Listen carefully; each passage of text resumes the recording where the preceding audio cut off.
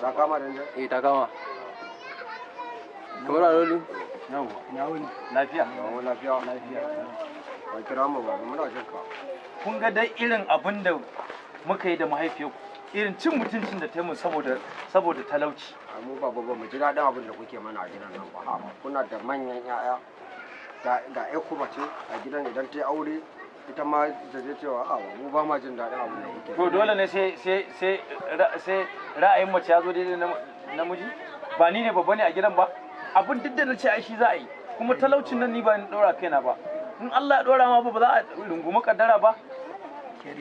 To abin da yasa na kira ku to kun ga dai ku ne maza kuma ku ne manya a gidan nan.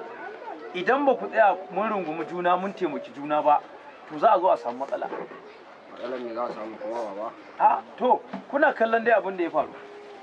Yanzu da an biya mata kun tafi kuma ba kenan gida ya lalace ba. To amma na san ina da ku ai na san ba zan taɗe ba. A gida ba zai lalace ba baba.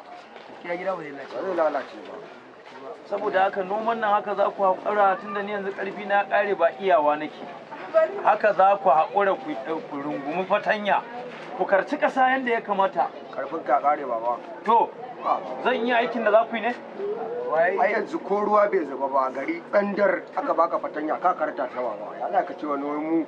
Wata karta na ba? Gaskiya dai ba mu matasa da jini a jikin mu ka ce za mu noma. Gaskiya ba dai mu dai ba kalan noma bane gaskiya ba mu ba zai yi a ce wai mu za mu noma ba. Wannan noman da ma dauko wasu a biya su kuɗi su noma amma mu dai gaskiya ba kalan noma. Ko wallahi baba. To abin da za a yi zan kai ku gidan wannan mai gidan diskon nan. Je ku rika rawa kuna kiɗa.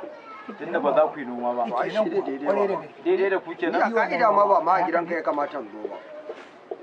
Ba ma a gidanka ni ka kalle ni. Ni ma haka ni ma ba kalan gidansa bane. Kawai dai mun riga ni mun zo ne amma kawai mu zo ka wani haɗa mu da noma.